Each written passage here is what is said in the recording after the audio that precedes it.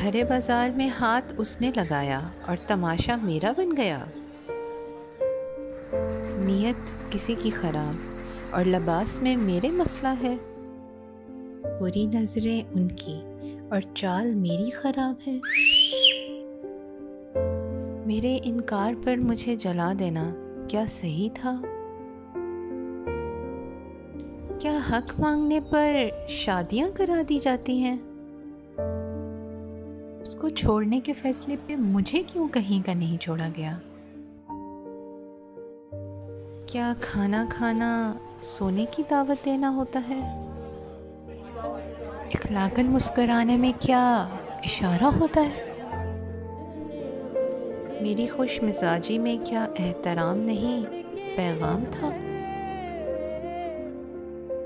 اجازت یا عموماً انگریزی میں بولے جانے والا لفظ کنسنٹ عورت سے لینا اتنا ہی ضروری ہے جتنا کسی اور انسان سے، کیونکہ اجازت نہ تو خاموشی میں چھپی ہوتی ہے اور نہ ہی چال ڈھال میں، یہ واضح طور پر اقرار کرنے سے ہی مل سکتی ہے۔ عورت کے انکار کو اہمیت نہ دینا، بلا وجہ بار بار ہراساں کرنا، ذومانی گفتگو کرنا وغیرہ نہ صرف غیر قانونی اور غیر انسانی ہے بلکہ بنیادی حقوق کی خلاف ورزی بھی ہے۔ یہ سمجھنا ضروری ہے کہ کسی دوسرے کو یہ حق نہیں پہنچتا کہ وہ آپ کی آزادی اور انفرادیت کو ٹھیس پہنچائے۔ مثلاً شادی سے انکار یا اقرار کرنا ہر انسان کا ذاتی حق ہے، اسے انا کا مسئلہ بنا کر اس انسان کو نقصان پہنچانا ہرگز مناسب نہیں۔ روزمرہ زندگی میں عورت کی رائے کو اہمیت نہ دینا اور آواز اٹھانے پر اسے گھریلو تشدد کا نشانہ بنانا بھی غیر اخلاقی اور غیر قانونی ہے۔ قانونی طور پر کسی عورت کے حقوق یا شخصی آزادی کو پامال کرنا ایک جرم ہے، اور قانون عورت پر کسی بھی طرح کا تشدد ہونے سے اسے مکمل تحفظ دیتا ہے، پھر چاہے وہ جنسی زیادتی ہو، گھریلو تشدد ہو، تیزاب گردی ہو یا کوئی اور جرم۔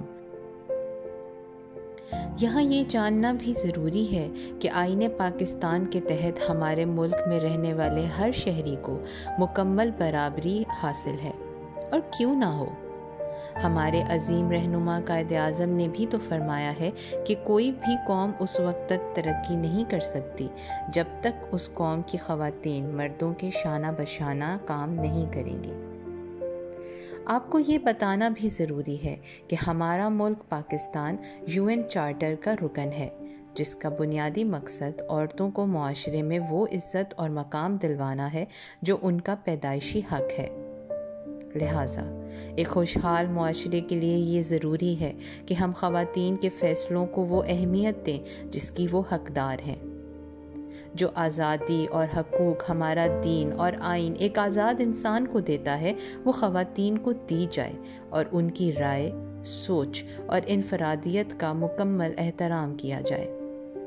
اس کے لیے ضروری ہے کہ اپنے رویوں میں احترام اور برداشت شامل کریں، کسی کے انکار کو انا کا مسئلہ نہ بنائیں اور سمجھداری اور بردباری کے ساتھ ان کا فیصلہ تسلیم کریں۔